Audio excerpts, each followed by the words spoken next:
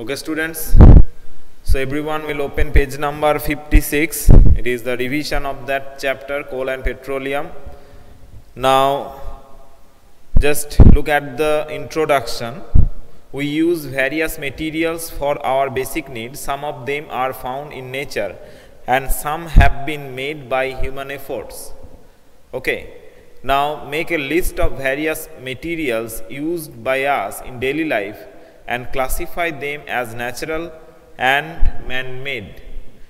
Now, you can classify well. Now, name some natural substances which we use in our daily life. Name some natural substances which we use as our daily needs in our everyday life. Air, water. The source is natural here. Wood, coal, water, sunlight. Yes. So these are the natural substances which we use for our daily needs.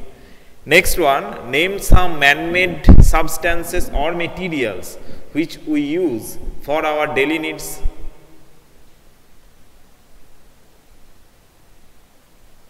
Name some materials or substances which we use, which is made artificially and it is for the sake of the human being.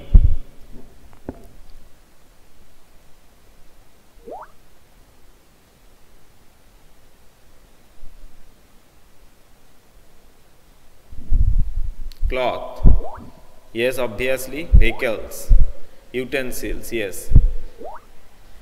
Glass, plastics, all these are made up of human being for the use in our daily life. Okay, so we can, yes, bags also there. So these are the substances or materials which is made by the human being for the use of by the human being. Okay, so again once the natural substances, that is air, water, coal, wood, etc. These are source is natural. Plastics, fiber, and that means the second one, that glass, utensils, vehicles, these are of, yes, LPG is also daily needs. So these are all made by human being, that is man-made. Does this list include air, water, soil and minerals? Since all these are obtained from nature, they are called natural resource. So what is natural resource? What is natural resource?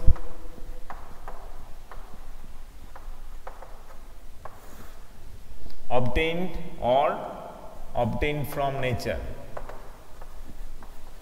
Obtained from nature, or which one we will get from nature. So these are the also called as natural resource. So you should define it well. What is natural resource?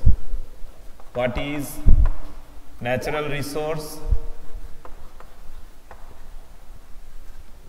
Give some example.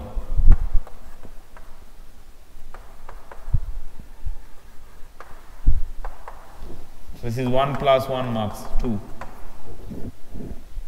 Okay. Materials obtained from nature is called natural resource. Yes.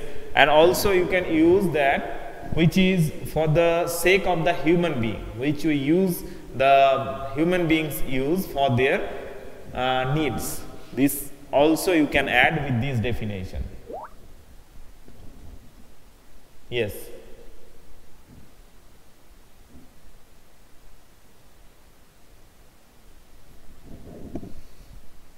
Okay. Now I am giving coal. Coal, is it a natural resource? Coal is a natural resource.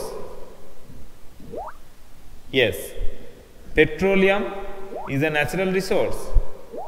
Petroleum is also a natural resource. Natural gas, is it a natural resource? Coal, petroleum, natural gas. These are all natural resources, and these are used for the purpose to live in the civilization. Coal is used to produce heat basically, and also industrial used. In broad respect, petroleum having lots of use from the synthetic origin to the natural origin. Next one, natural gas. Natural gas also having some industrial applications, and also the that is synthetic application. So these are different natural resources, and in this chapter two named, that is coal and petroleum, should be discussed. Now come to the next paragraph. Can air, water, soil be exhausted by human activities? You are already studied about water in class 7. In water, a limitless resource. Is water a limitless resource? What is your opinion? Is water is a limitless resource? Okay, up to that you can write the question that what is natural resource? Give some example. Write it, note it in your copy. What is natural resource, and give some of its example.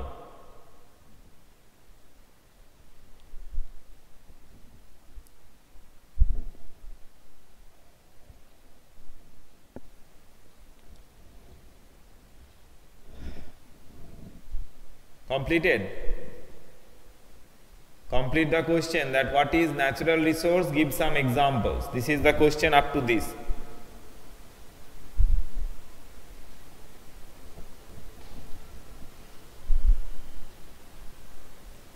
Okay, next.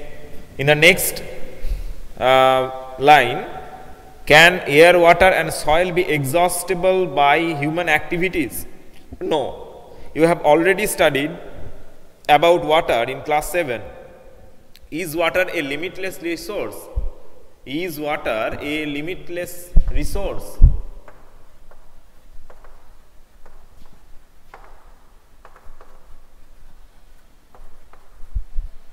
What is your opinion?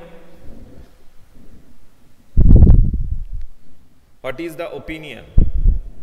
That is water a limitless resource?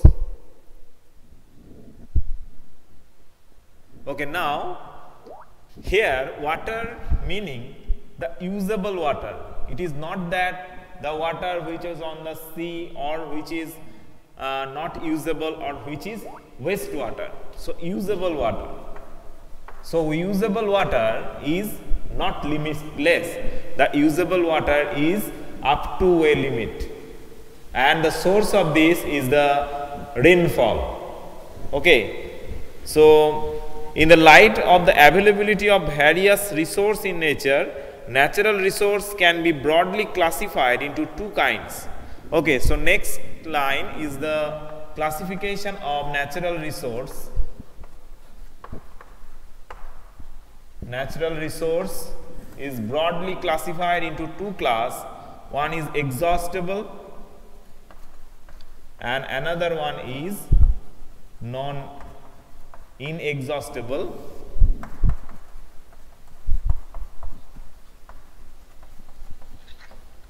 So exhaustible natural resource and inexhaustible natural resource.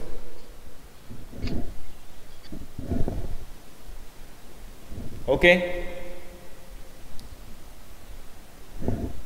So the exhaustible natural resource. Now what is the definition of this?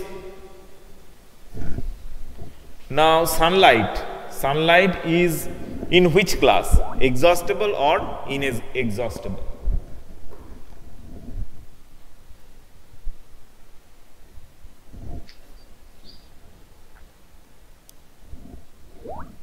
Inexhaustible. Coal, so inexhaustible, that is sunlight. Air is inexhaustible or exhaustible? Air is inexhaustible or exhaustible? Inexhaustible. Next one, coal is inexhaustible or exhaustible? Coal, exhaustible. Fossil, that is petroleum, is exhaustible or inexhaustible?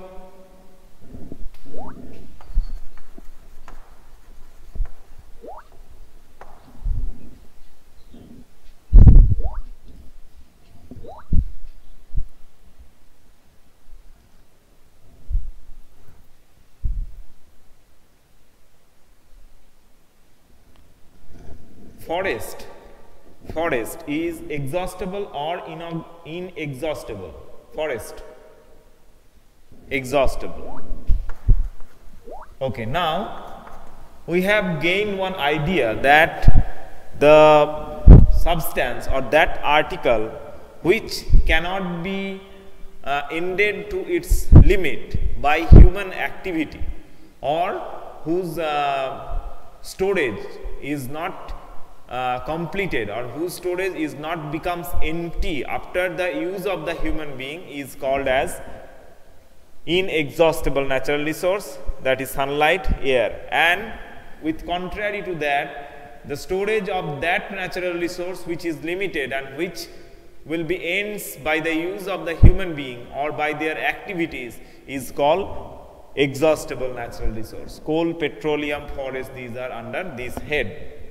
Okay. Next one.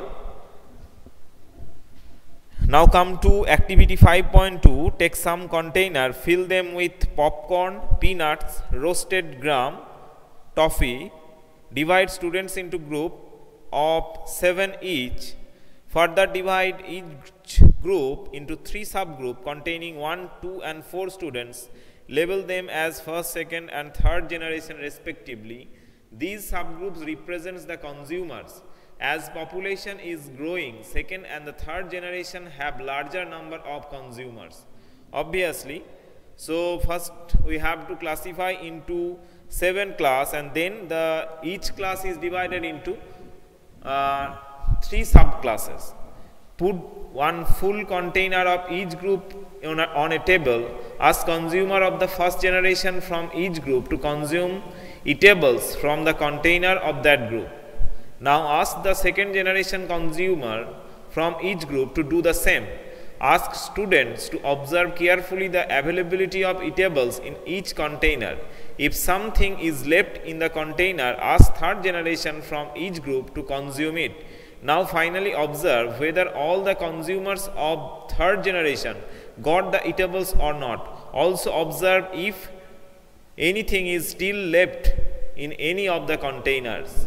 Okay, now this description is for the awareness of the people and for the students, that if we use the exhaustible natural resource, as exhaustible natural resource are very important, and if we use it in the increasing basis, that is day by day the use of these exhaustible natural resource increases, then at the time comes when there is no exhaustible natural resource, there is no water, there is no coal, no petroleum, no natural gases, etc. So what would be the situation? But our future generation will dare to live in this earth. So here the awareness should be grown on us that we should reduce the use of the exhaustible natural resource, because it is very important for the run of the civilization. Assume that the eatables in the container represents the total availability of exhaustible natural resource like coal, petroleum or natural gas. Each group may have a different consumption pattern. Are the earlier generation of any group too greedy? It may be that the earlier generation in some groups were concerned about the coming generation and left something for them. Okay, now just if we take this aspect with respect to money, then just at the previous day the kings reserved money for their future generation, but we are usually seen that one generation comes who ended all these properties or who sell all these properties, and they becomes very lazy, so that the huge property which was stored by the previous generation, the king, was ultimately comes to the end. Okay, now every generation should be active to continue their family tradition, or the money, or the natural resource, etc. Next, in the chapter, we will learn about some exhaustible natural resource like coal, petroleum, natural gas. These were formed from the dead remains of living organism, fossils. So, these are all known as fossil fuel. Now, here two important words come. One is fossil and one is fossil fuel. Fossil. What is fossil? It is what is fossil? You know it very well. What is fossil?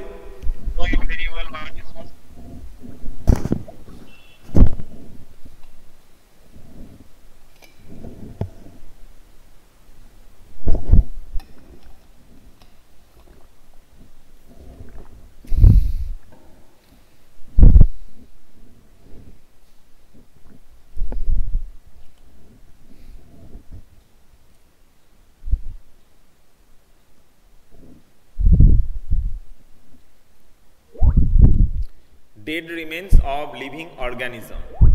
Yes, correct. Fossils are the substance that are found between the sedimentary rocks and are left over of dead plants and animals. Yes, all are correct. The sapling of earlier generation found in sedimentary rocks. Yes.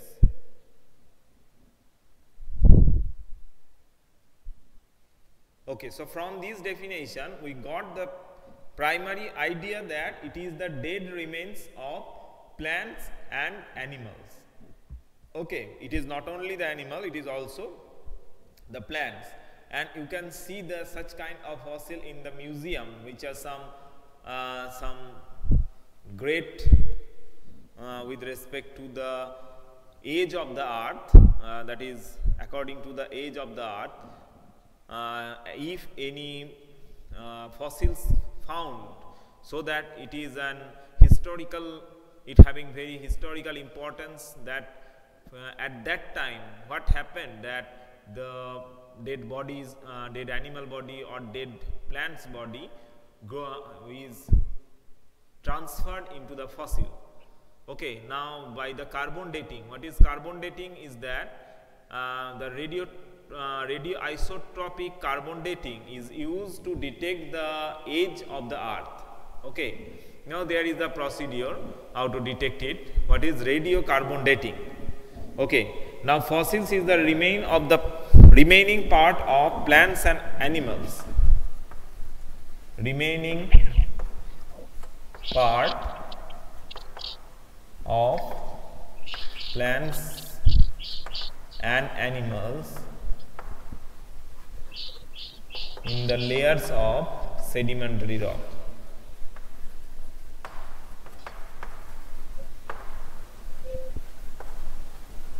rock. Remaining part of plants and animals in the layers of sedimentary rock, this is called as fossils. Now, what is the relation between fossils and fossil fuel?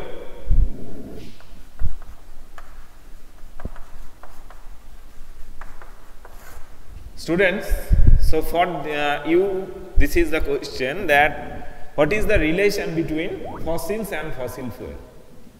Is there any relation?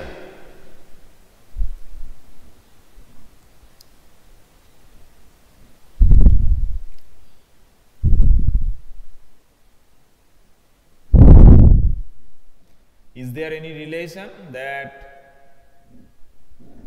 in between fossil and fossil fuels?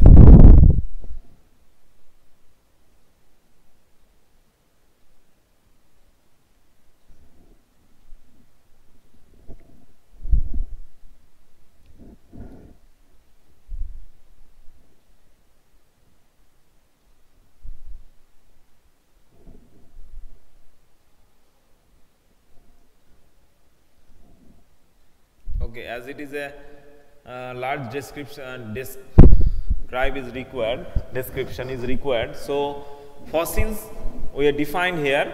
Now what is fossil fuel? Fossil fuel are the fuels that are made from the fossils. Okay, now this fossils is just a impression. It is just an impression on the sedimentary rock. It is an impression. It is not that the whole body is there. Only one impression of that body or the structure of that body remains on the sedimentary rock. So where the body goes off, because as the time goes on, due to the pressure and also the temperature, they converted to a black thick liquid which is called as petroleum, and this is for the animals. And another one, the dead plants is slowly converted to a black light mass which is called as coal. So the fossil fuel is the origin, that is the fossils is not the origin, but from the dead animal or dead plants we get the fossil fuels. So as they become buried for a long time, so and this is also the result for which the fossils are formed, and we get the fossil fuel. So fossils and fossil fuel is not directly related to each another, but they having some correlation, because as there is a natural calamities whatever might be there, due to which the dead animal bodies and plants are buried on the earth crust, and for a long time due to pressure and temperature they have converted to in the two mass. One is solid, another one is liquid. The solid mass which is basically coming out from the plants, and the liquid thick mass which is basically coming out from the animals is called as coal and petroleum respectively. Okay, so fossils and fossil fuel. Okay, so here you will write the one question that differentiate between fossils and fossil fuel. Differentiate between fossil and fossil fuel. 2 marks. Here only the definition and example. Definition and example. Okay. Okay, understood?